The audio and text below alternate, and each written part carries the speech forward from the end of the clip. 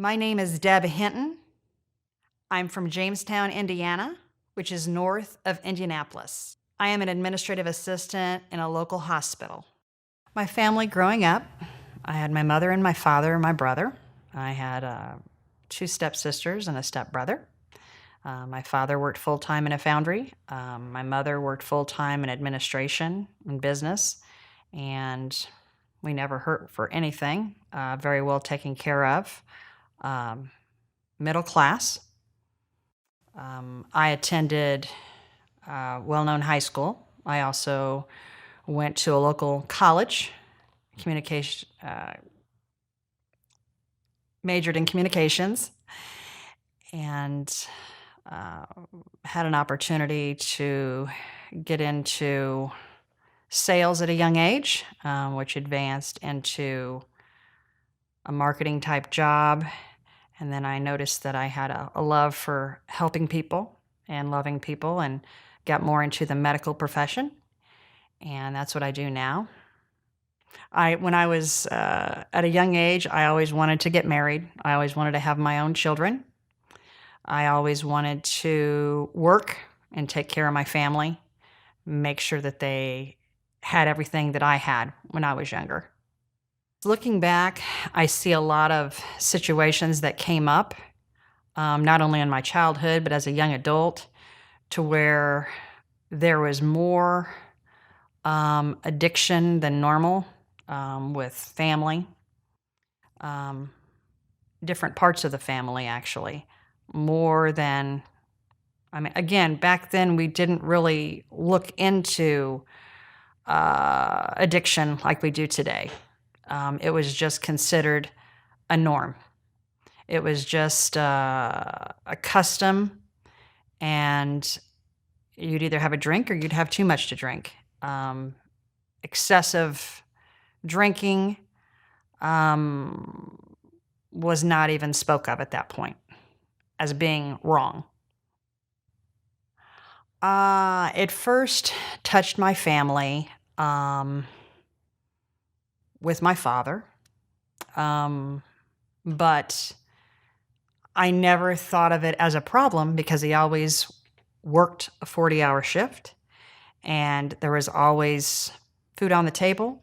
He always went to work. I had no idea, again, at the time, what addiction was and how it affected people. And back then, children were very guarded by all of that. It is not near as open as what it is now, as what it is, that it is an actual disease. Looking back, I see things, and I see things differently. I was so young, and the traits were there, and I was right in front of my face and never even saw them. It was just a norm. My son, when he was 7 years old, developed type 1 diabetes, and it changed our whole family. None of us knew what diabetes was. None of us knew. It scared everyone. So whenever you're scared of anything, it has a tendency to make you feel isolated. And at a young age, he did. He felt isolated. When he was 7, there was not many type 1 diabetics in grade schools. So again, not only in our family, but also in a grade school environment, he felt isolated. And it was just a process of checking his blood sugar and a diet and just being different. I think that was the big part of when you're type 1 diabetic, is being different, not being able to do what other children can do, because you have to stop, check your blood sugar, watch what you eat, and that affects everyday life. And then when he advanced into being a teenager, it seemed to develop more, and the isolation began. Along with the isolation, I always tried my hardest to make him feel like an average child, an average teenager. I said, everybody struggles, everybody has issues. Well, I had no idea how deep his depression really was for a long time, until it was too late. He always loved his friends and had a great relationship with them, but that's how he seemed to cope with the issues. Personally, he dealt with such a deep torment of depression. And how he coped with it was he threw himself into helping and loving others, which sounds like a wonderful thing to do, but in reality, he lacked taking care of himself. And that's what he did. Was he had excessive behavior to where he threw himself literally into other activities and other things instead of taking care of his own personal needs, as far as taking accountability and help for himself. That was much needed. I started noticing problems with Keith in high school, as far as being isolated and depressed, and very high energy. I think I denied a lot of what I saw. And for that, I had a lot of guilt. But now, looking back, there's no way I would have known how deep his hurt was and how deep his depression was, because he never shared that with me. I always heard about the good things. He masked everything with a smile and his love and his compassion for others, and he never spoke of any hurt that he had personally until he got older. With his chronic illness came a lot of hospitalizations. When you don't take care of yourself with type 1 diabetes, your body literally shuts down. You start having problems with neuropathy pain, polyneuropathy pain, meaning he couldn't move his hands like he used to. He had numbness in his feet and his toes. It hurt him to walk. It hurt him to move his hands. It hurt him to just react like a normal person. In the middle of the night, he would just ache. He couldn't sleep. And that's when the opioids, I took him to a pain management doctor. And that's when it all began, to the excess. Prior to that, honestly, I don't know what was done. I just know that that's when the biggest part of it came, because he hurt. And there are so many young adults out there that hurt physically, rather it be a car wreck, rather it be what he's going through with pain. There's fibromyalgia. There's so many ailments out there to where these young adults are given these hard narcotics at such a young age. And with starting them out on such high doses of narcotics, not only does the amount change, as with any narcotic, more, and more gets added. And then after a while, that doesn't help. And then their prescriptions are done, and they're looking for other ways to fulfill that pain. When my son was put on pain medication, from an outpatient perspective, to where he was actually going into an office, there was no documentation stating how vicious this narcotic was or how highly addictive it was. My kid was 20 years old, and I feel they started him out on a very high narcotic, which to this day, I know my son hurt, but we had no idea how highly addictive this really, really was. And I believe this is where a lot of our addictions are starting from. I feel there needs to be some type of documentation for these young children that are coming in with these pain meds, to know what they're taking. We had no idea the strength involved, the starting dose of what it should be, how many you should take. My son just wanted to feel better, and he hurt. And I just went right along with him, and I expressed a lot of guilt in the beginning stages of this, because I feel like I'm the one who took him to the doctor to get his pain medicine to start him on this journey. But in reality, I didn't want my son to hurt. But again, I feel there needs to be more documentation, more awareness of how highly addictive these drugs are to these young adults. When I finally realized that my son was addicted to these high strengths of narcotics, I first was in absolute shock, a little denial, anger, and scared. I can't even tell you, so many emotions. And I wanted to fix him. I had to fix him because his whole life he hurt. And me as his mother, I always wanted him to not hurt. So, and I didn't know how to not make him hurt anymore and not take all of these pain medications. So we resourced back to a family physician and tried to approach it by a physical therapist standpoint. Well, by that point, his health was so far decayed, a physical therapist could not help him. He hurt from his fingers, his hands, his arms, his toes. He couldn't feel his toes. He couldn't feel his legs. And you just feel lost because you know that your son is hurting. So then I tried to get him established with a pain management doctor that dealt with synthetic drugs. And that was a journey because it seems like every doctor will give you a narcotic, but not every doctor will give you a synthetic drug to try to get off of that narcotic.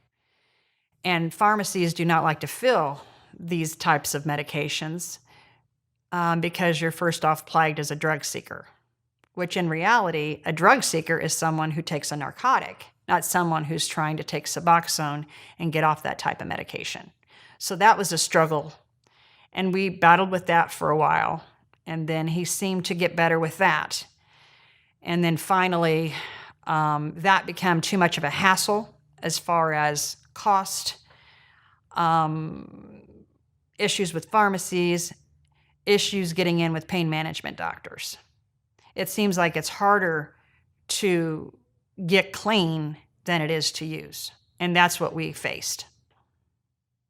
There is such a high amount of judgment. Like I mentioned, if someone knows they have an issue and they start to take Suboxone, why off the bat are they judged when in reality they're trying to better themselves? I think judgment is a big candidate of that. And I hate the word addict. I hate the word narcotic. I hate the names involved because they're kids that hurt. And these young adults are stuck because they have no idea of what they're actually doing to their bodies, not only from an addiction standpoint, but after you're on narcotics for long periods of time, it does affect your stomach. It affects your GI tract. It just affects your body in general. And then that leads to more problems, which Keith suffered as well towards the end. He not only had the pain of that, but he also had the pain of taking the narcotics and how it affected his body. Due to the incredible amount of addiction that he acquired from his pain, the amount of his narcotic that he was taking was not enough to suffice. Addiction is full of plateaus. Once you meet a certain plateau, you need to go higher and higher and higher. The amount that he was given wasn't working anymore, which meant that he needed a higher dose. Unfortunately, that led to buying it from the streets, which produced more issues. Some of those issues were stealing and lying, deceiving, loss of friends, loss of family. It goes hand in hand. When you're in this evil, vicious cycle of addiction, you end up stealing, and then again, you end up in jail, and it's an ongoing cycle, downward spiral. And it's literally ends either in rehab or in death.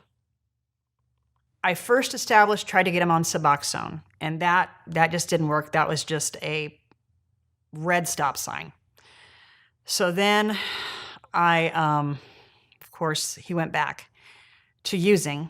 He hurt. He needed his pain medication. Couldn't get Suboxone, but we could get the narcotic a lot easier. So we went back to pain management standpoint to where we did that. And then he told me, he says, "Mom, I'm starting to feel like I'm using too much again. Help me." So I went onto the website, which was going to make me cry,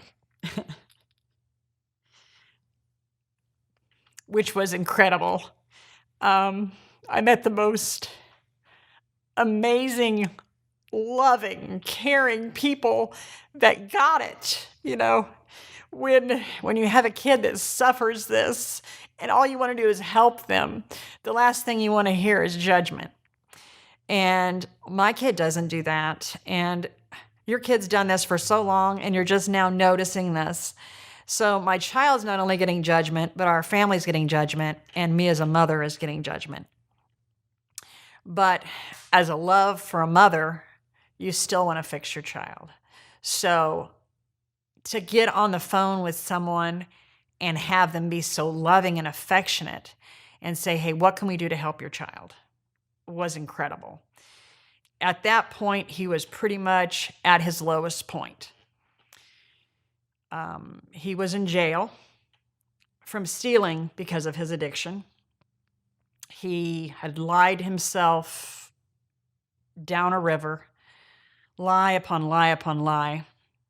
And they gave him a second beginning on life. They gave him a second chance on life. And he started loving life again and loving himself again. With this type of addiction, the whole love of self just deteriorates into nothing and worthlessness. And depression is so deep that they can't get out of it. And to have this organization come alongside them and produce so much love and let them know that they're okay, that is amazingly, I can't even put into words how that felt to me as a mother and how that felt to my boy, to have the opportunity to get out of jail and to go to California to have a second beginning on life. It was amazing. After the 10-acre ranch, my son developed more health issues, which is why he had to leave. He was planning on finishing through the 6-month program through the ranch, but he was unable to due to his health issues. He landed in the ER twice and unfortunately was not taking care of himself. The depression was again creeping in on his self-worth and just accumulated to more bad decisions and became self-destructive. That in turn led to more troubles. So he was at an extreme high while he was at the Longacre Ranch, and then when he came home, it was an extreme low, and again, all due to his health issues. After his health issues continuously became worse and worse, he developed MRSA in his feet, which is a very vicious disease, very hurtful, very painful. And I tried my hardest to keep him off of the narcotics as much as I possibly could. And he agreed to take them as prescribed. But after his last hospitalization, it was just too much pain for him. He could not sleep. He could not eat. He hurt as the moment he woke up to the moment he went to bed at night. I was literally having to put his socks on for him. It hurt him to shower. It hurt him to bathe. Life as he knew it was not worth living. So the depression worsened. And again, went back to wanting to feel better to mask the pain. And that in turn led to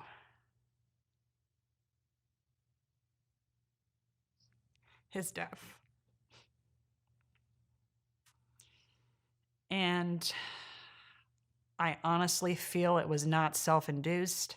I feel he was trying to get relief. He hurt. So anybody who has a child that deals with chronic pain, it's not just the fact that they take narcotics. It's the fact that they don't want to hurt anymore. They want to mask the pain. I mean, if we have a headache, what do? We take ibuprofen. If we have a stomach ache, we take something to cure our stomach. All he wanted to do was not hurt anymore. And unfortunately, he made a bad decision, which came to the loss of my son. Do I think it was intentional? No, I do not. I have no doubts in my mind that it was an accidental overdose. And I have nothing but positive things to say about my boy, because he lived life. Even on his darkest days and the days that he hurt, he was out there loving on others, doing things with his friends, doing things with families that he loved and cared for. He pushed forward. He pushed forward through the pain and always made someone else feel better and always made someone feel so good about themselves. His smile lit up a room, and he cared. He was genuine. He was loved by everyone who knew him. And he developed so much hope, trust, and encouragement in others, which is why the name of my home for my young men's clubs that I'm in the process of establishing is named after him, because he was my hero. He never stopped loving, never stopped encouraging others, even in his darkest hour. As a mother, it's very difficult to watch your child destroy their lives, because you feel like your life is being destroyed right along with them. The last thing you want your child to do is hurt. So if you're experiencing anything like this, right off the bat, get some type of support. Open up to a counselor. Open up to a counselor for your child. I was blessed throughout my son's addiction and life with so many incredible, loving people. I personally am in the process of establishing young men's homes throughout a county where I live, and developing a Christian base program for them to love themselves, to love others, forgive themselves, and know that regardless of what they've done, that they're forgiven by the grace of God.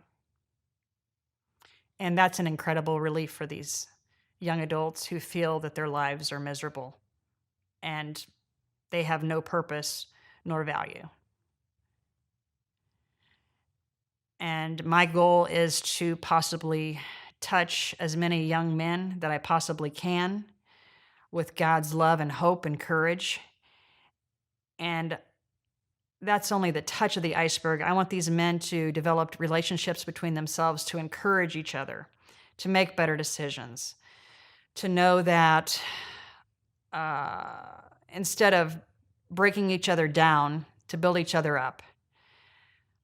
Within my homes, I'm wanting to implement the 12-step program, not only for individuals battling addiction, but also depression.